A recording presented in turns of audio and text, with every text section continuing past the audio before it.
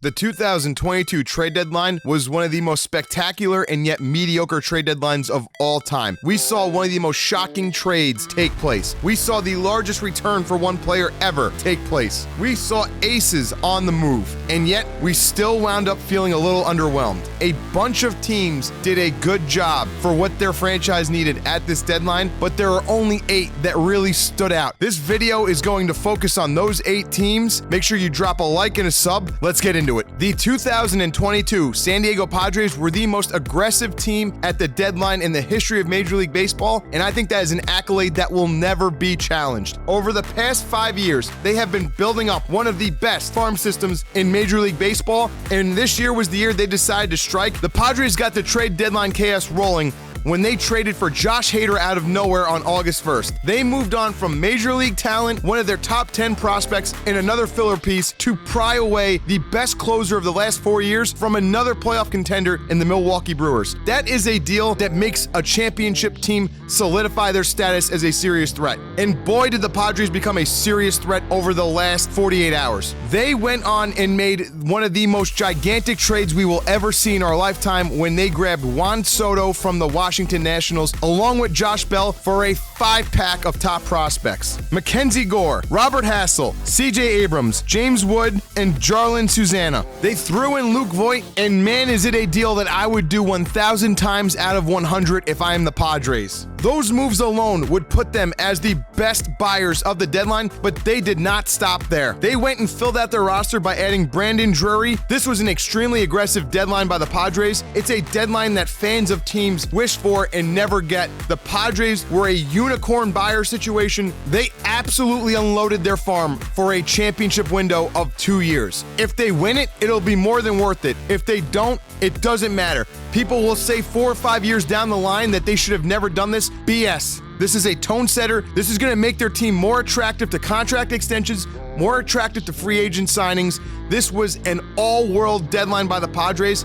Despite how much they gave up, they got a historic amount back. I am giving them an A+ on the deadline. For as great of a job as the Padres did at buying, the Cincinnati Reds were the tail side of that coin, doing a phenomenal job of selling at this deadline. The Reds had no negotiating power. They were dead in the water. They had no chance to compete this year. Everyone knew they were going to be selling. That didn't stop them from getting the best returns possible for the players they moved. They took a year and a half of Luis Castillo, who was never going to re-sign with them, and they moved him to Seattle Mariners for Noelvi Marte, a top 20 prospect in baseball, a top shortstop prospect in baseball, and the gem of the Mariners farm system. They also got Arroyo in that deal, who is another top middle infield prospect and cracks the top 10 for the Reds, and they got 2 additional arms. That trade alone gave a purpose to Cincinnati's season. They turned 3 players who were not going to be part of their future into a completely overhauled farm system that is probably going to rank in the top 10 of Major League Baseball at the end of the year. It was a phenomenal job by Nick Krall and the Cincinnati Reds. Every other team in Major League Baseball knew they were going to be shipping out parts, and they still managed to get more than market value for their pieces. That is an A+. Fantastic job, Cincinnati. The Yankees really kickstarted the whole situation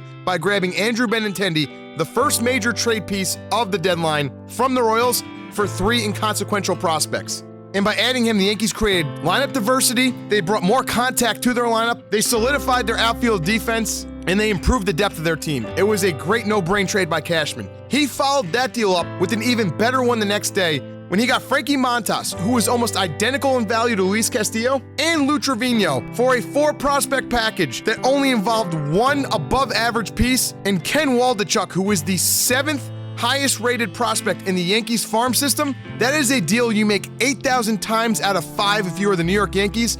It was a heist. It greatly increased their chances of winning the World Series, and it came at virtually no cost. The Yankees also added Scott Efros for a mid-level prospect. Efros is a 28-year-old rookie reliever having an outstanding first-year campaign. That is a deal that is going to give them a solid middle reliever for the next 4 or 5 years. I love the move by Cashman. If those were the only moves they made, I would have given Cashman an A+ and said he had the best deadline for the least amount of resources given up. The trade that changed that opinion for me was when he went out and swapped Jordan Montgomery for Harrison Bader. It's not that I think that Jordan Montgomery is anything special. In fact, I think he's actually overrated. So it's not giving him up that I don't like. It's getting back Harrison Bader. Harrison would be the perfect player for them if he did not have the foot injury that he's been dealing with all season long. They're banking on him healing and being good, but I just don't know if that's going to happen. And having a fifth starter in the playoffs, the caliber of Montgomery, is nothing special, but having him for the rest of the year to keep your bullpen that is special healthy is a big deal. I think the Yankees would have been better off hanging on to Montgomery, so because of that, I'm going to give the Yankees a B+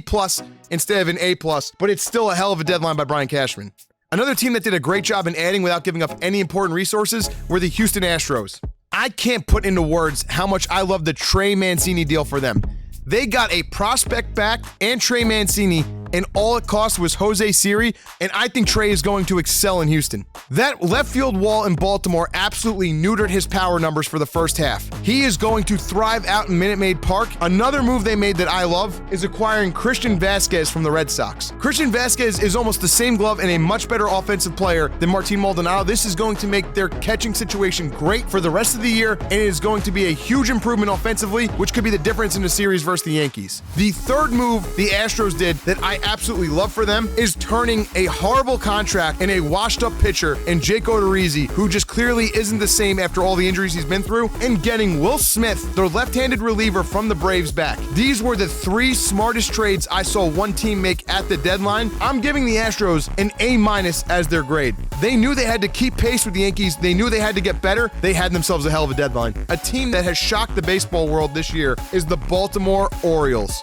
And Baltimore took advantage of their unlikely playoff status and cashed in at the deadline by selling off a couple of pieces to really fortify their future. They already had the best farm system in baseball, and they were able to turn a career year from Jorge Lopez and 2 months of Trey Mancini into 3 additional outcomers breaking into the top 25 of their system. Normally, in this situation, I would hate it, but I think the Orioles were very smart here, realistically understanding that they are not going to make the playoffs. Trading off pieces makes sense. And the one move that they made that cost them virtually nothing that I actually love is going out and getting Brett Phillips after he's DFA'd. There are some people who just cannot hit in Tropicana Field. Getting him out of Tropicana's batter's eye and putting him in a park like Camden Yards could be a career-changing move for him. I love the fact that the Baltimore Orioles were able to turn an unlikely playoff race into 3 more prospects to help their future, and they were able to get a project in Brett Phillips for absolutely nothing. This was a B deadline for the Orioles. The Nationals were the other team that got a great return at the deadline from a seller standpoint,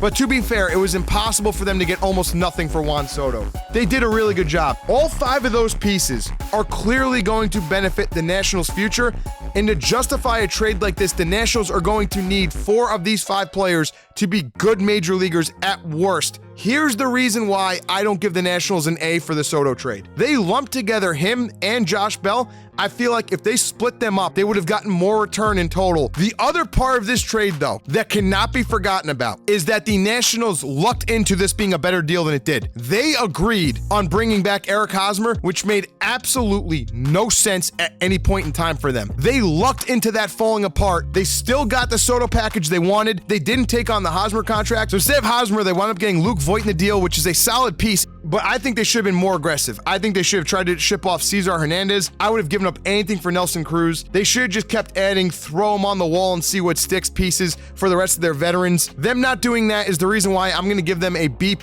I think the best move the Nationals could have done was wait until the offseason when the Aaron Judge situation resolves itself, because you would have had either the Yankees or the Giants competing with the Padres, and I think they would have gotten an even better package than they got now. But they still did a hell of a job with the deal. They still get a B+ here. It was a solid job by the Nationals.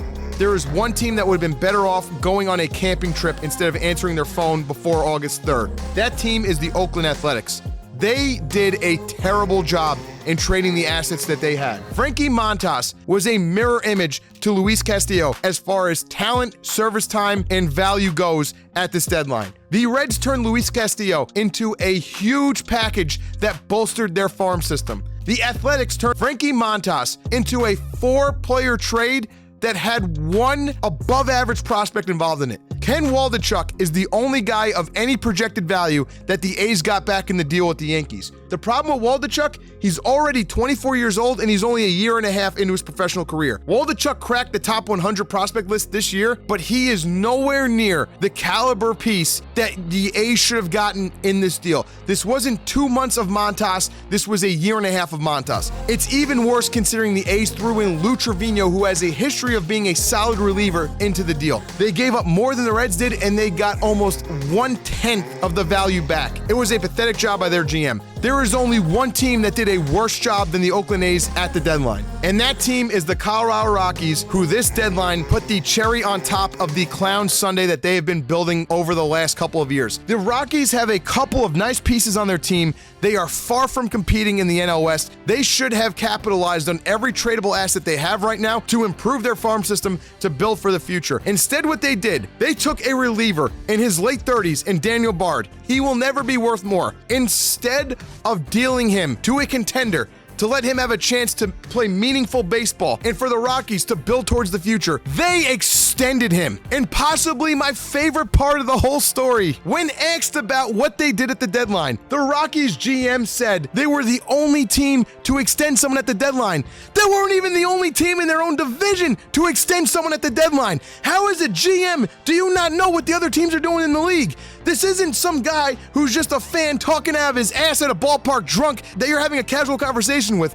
This is the guy in charge of your MLB roster, not knowing or forgetting that the Padres extended Joe Musgrove at the deadline, and the Braves, hours before this quote, extended Austin Riley at the deadline. It is a complete embarrassment. The Rockies are the only team that could have taken some heat off of the Athletics at the deadline, and they did it in spades. So there is no way we're topping what we just said about the Rockies here. So that is going to do it for our trade deadline recap. Yeah, guys, let me know in the comments if you agree with me, if you think I'm a blowhard, if you think I was too hard on a team, too soft on a team, if I forgot someone. Like I said, there was a lot of teams that made good, solid moves. I just picked the ones that stood out. I also stream frequently on Twitch. My username over there is SweetLou192. The link will be in the description, so make sure you check out that channel. We do a lot of sports talk on my channel, so if you're finding these here on YouTube, but you like to have a more interactive chat, talk to me live over there. I love talking sports in my chat over there. As always, guys, make sure you sub, make sure you drop the like button, and I'm serious, man. Tell me in the comments what you think about what I said about these teams. And let me know what you think about your team. Let me know what you think about your deadline. I will gladly interact with you guys in the comments. But that is going to be it for this one. I'll catch you guys in the next one. Thank you for the continued support.